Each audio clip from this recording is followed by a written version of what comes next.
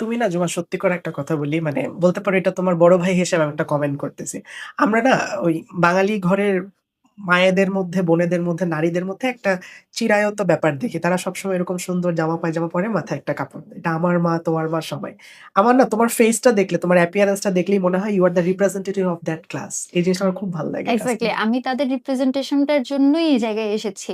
দেখুন বাংলাদেশের সবচেয়ে মেজরিটি যারা, তারা হুম, কিন্তু ওই যে আপনি যাদের কথা বললেন, আমাদের মায়েরা যারা বোরকা পরে, বোরকা না পরলেও মাথায় কাপড় দেয়, শাড়ি পরে, শাড়ি পরেও মাথায় কাপড় দেয়। বা একেবারে গ্রাম বাংলার একজন নারীর কথা ভাবেন। সে যেরকম চলাফেরা করে, আমাদের গ্রামে যেরকম মেয়েরা চলাফেরা করে, তাদের অংশটাই সবচেয়ে বেশি। স্টিল পলিটিক্যালি তারা কিন্তু মাইনরিটি। হুম, পলিটিক্যালি, কালচারালি সবকিছুকে হ্যান্ডেল করে একটা গোষ্ঠী এবং তারা হ্যান্ডেল করাটা আসলে খারাপ কিছু না। কিন্তু সেখানে তারা নিজেদের আইডিওলজিকে বারবার পুশ করার চেষ্টা করে। অন্য কারো উপর সেটা চাপিয়ে দেওয়ার চেষ্টা করে। এই যে ক্ষমতায় আমাদের মেজরিটির আসলে রিপ্রেজেন্টেশনটা নেই।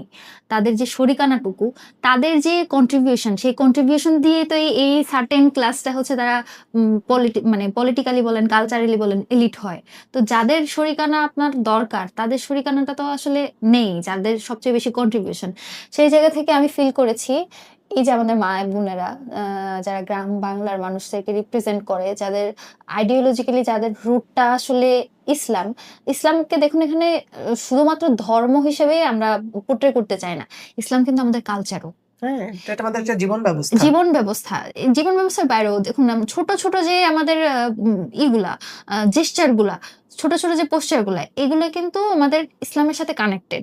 তো এই যে ছোট, ছোট সিম্বল গুলোকে যে সরিয়ে দিতে চাওয়া, এটার সাথে কিন্তু আপনি যতই প্র্যাকটিসিং হন বা না হন, এই জিনিসগুলোর সাথে কানেক্ট করতে না পারলে মানুষজন এই জিনিসটাকে ওন করতে পারে না। হুম। কেউ হয়তো খুব বেশি নামাজি না, কেউ হয়তো খুব বেশি হচ্ছে প্র্যাকটিসিং না। স্টিল তার ওই যে মানে রুটটা যেখানে, সে সেটার সাথে কানেক্টেড ফিল করতে চায়। যখন আপনি ক্ষমতায় সেটার রিপ্রেজেন্টেশন দেখতে না পান, তখন আসলে সেই জিনিসটাকে ওন করতে পারে না। তো সেই জায়গা থেকেই আমার মনে হয়েছে এই রিপ্রেজেন্টেশনটা আমার জরুরি। আমার এই জায়গাটায় থাকা জরুরি। যতই আমার কষ্ট হোক, অন্য ১০ জনের জন্য আমার এই কাজটা চালিয়ে যেতে হবে।